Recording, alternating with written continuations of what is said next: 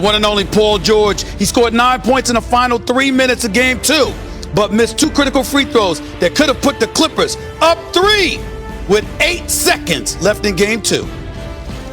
To some people, the news was that the Phoenix Suns won Games 1 and 2 without the services of Chris Paul. The news should be Chris Paul is expected to return for Game 3 tonight.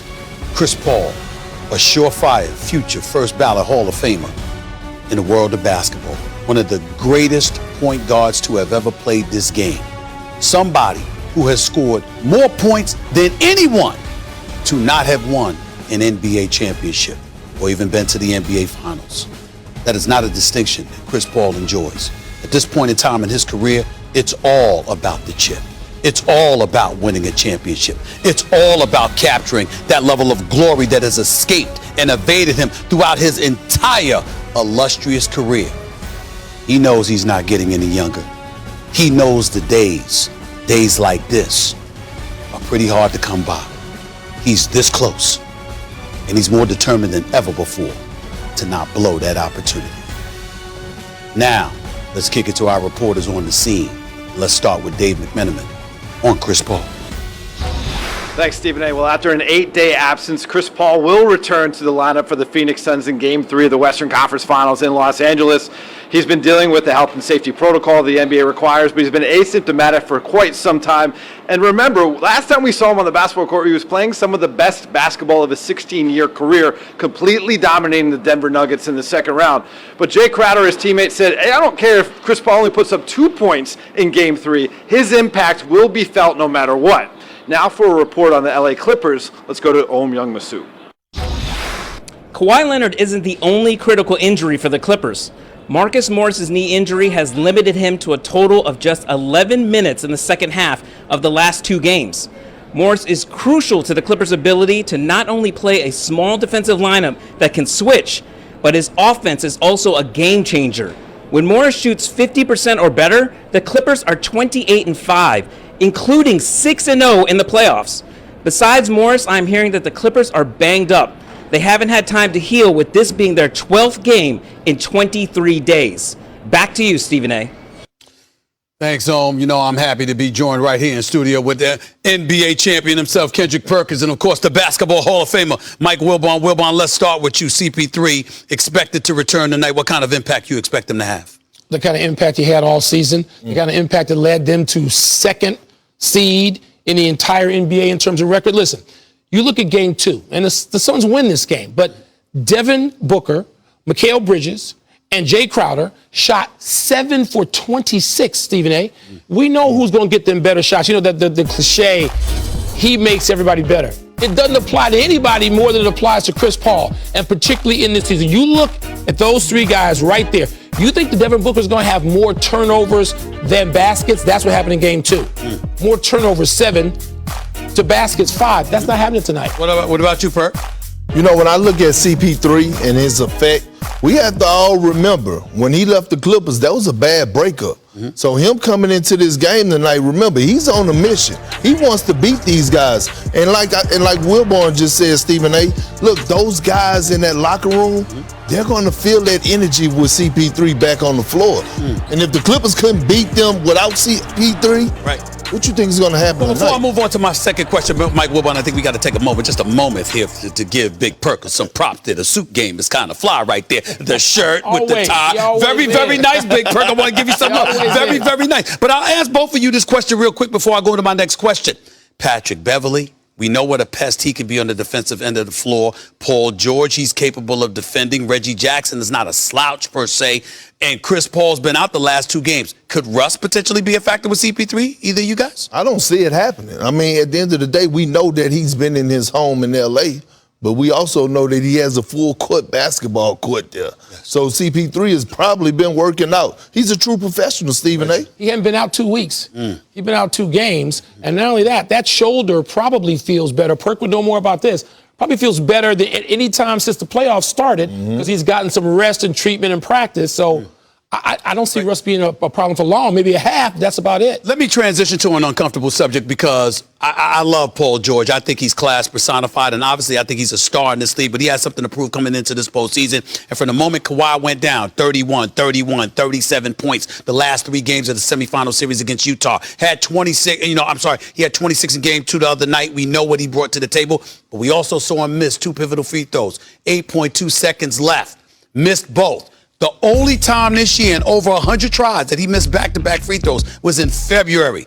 Big Perk, I'll start with you. How big was the opportunity missed by Paul George when he missed those 2 late free throws? Well, it's crazy because he had been playing so well, but when you look at him at the free throw line, knew he was going to miss the second one because he was blowing in his hands. He was nervous. He was nervous like me going into the Catholic Church and have to go repent my sins in front of the priest. That's how nervous Paul George was. But, at the end of the day, you know what I don't like, and the great Doc Rivers always used to tell us. Everyone, and including myself, I'm falling victim into this. Everyone looks at the last possessions of the game and forget what happens in the first, second, and third quarter. And I hate that he got put in that position, but with that being said, Kevin Garnett used to tell me, this is why we get paid the big bucks. We deliver in the fourth quarter when it matters the most. Well, Bond? Sometimes should have is followed by redemption. You get that chance back. Sometimes should have is just should have. And that's the question now about the Clippers. They should have gotten game 2. But now you have the circumstances changing where Kawhi doesn't come back and Chris Paul does, and Paul George has this. I loved his demeanor after the game. We talked about, what happened, missing the free throws and come back the next game. But sometimes you don't get that chance back. The Clippers had 2 chances to take advantage of Chris Paul's absence and did not. And what happens next? And I'm waiting for people to acknowledge this, guys. The Phoenix Suns are not the Utah Jazz. The Utah Jazz had a superstar in Donovan Mitchell, but surrounded by a bunch of people because Mike Conley was out. Mike Conley Jr. was out. So he was surrounded by a bunch of people who needed him to create shots for them. That's not the Phoenix Suns. It's nice to have CP3 creating shots for you, but Devin Booker doesn't need CP3 to create a shot for him. Cameron Payne doesn't need CP3, and that's his sub. That's his backup. You don't necessarily need stuff like that if you're the Phoenix Suns, and that's the difference. And that, with Kawhi Leonard's absence, Clippers in a world of trouble. They better win tonight. I'm just going to tell you. Playoff rookie Devin Booker has been the Suns' leading scorer this postseason. Kirk Goldsberry takes an in-depth look at Booker's game and evolution in the latest Off the Charts. Check it out. It's time for Devin Booker's close-up. At 24 years old, Booker is already one of the most complete scorers in the game. And in his first playoff appearance, he's showcasing it all. Let's start here in the paint, where Booker scored 9.8 of his 25.6 points per game this season. Only the gigantic DeAndre Ayton scored more for the Suns here this year. Booker is both crafty and athletic as a driving finisher, as the Lakers found out the hard way in their first round series. Booker with a season high 47. You got to tip your hat. I love everything about D-Book. It's been a long time coming. It doesn't stop there. Booker is active and elite here in the mid-range. By making over 49% of his mid-rangers, he ranked 6th in the NBA in mid-range shooting efficiency and 5th in mid-range points per game. While many of today's young players avoid the mid-range, Booker thrives here and is especially dangerous around the elbows, which might be his signature shot. Beyond the arc, Booker can be both hot and cold, shooting 34% overall. Now, his success depends greatly on how he gets into his shot.